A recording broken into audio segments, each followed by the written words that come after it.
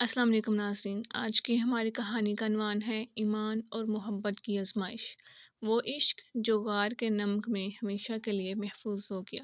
تو چلیے شروع کرتے ہیں آج کی ہماری کہانی۔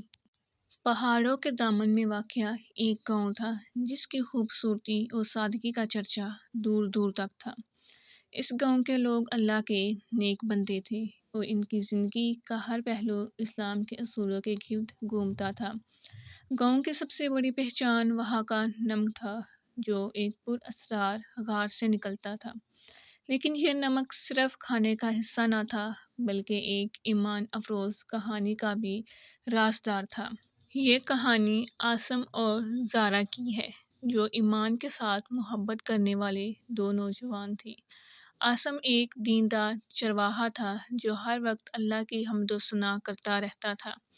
زارا گاؤں کی ایک نیک سیرت لڑکی تھی جو قرآن کے احکامات کے مطابق زندگی بسر کرتی تھی۔ دونوں کی ملاقات اس وقت ہوئی جب زارا پہاڑوں میں اپنے بیمار بھائی کے لیے جڑی بوٹیاں لینے آئی۔ دونوں کے دلوں میں محبت کا بیج بویا گیا، لیکن یہ محبت اسلام کے دائرے میں تھی۔ عاصم نے زارا کے والدین کے پاس رشتہ بھیجا اور ان سے درخواست کی کہ اللہ کی رضا کے لیے اس محبت کو نکاح کے ذریعے پاکیزہ بنا دیا جائے، مگر زارا کے والدین نے عاصم کی غربت کو دیکھتے ہوئے انکار کر دیا۔ زارا اور عاصم نے اس فیصلے کو اللہ کی رضا سمجھ کر قبول کر لیا اور دعا میں مشغول ہو گئے، مگر زارا کے بھائیوں کی یہ بات منظور نہ تھی کہ زارا کسی غریب چرواہے کے ساتھ محبت کرے، چاہے وہ محبت پاکیزہ ہی کیوں نہ ہو۔ ایک دن زارا اپنے بھائیوں کی مرضی کے خلاف عاصم سے ملنے گئی تاکہ اسے صبر اور دعا پر قائم رہنے کی تلقین کر سکے۔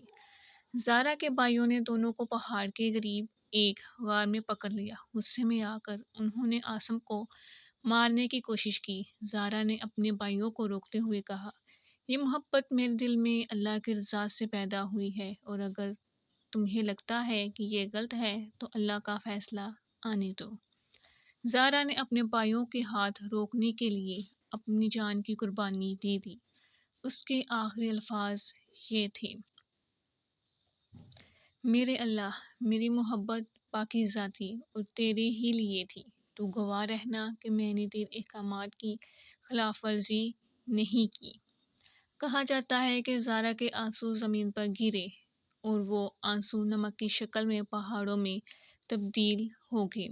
یہ نمک آج بھی وہاں کے لوگوں کے لیے اللہ کی قدرت اور محبت کی پاکیزگی کی یادگار ہے۔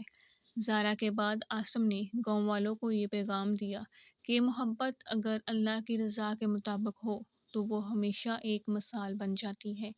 اس نے باقی زندگی اللہ کی عبادت اور زارا کی یاد میں غریبوں کی خدمت میں گزار دی۔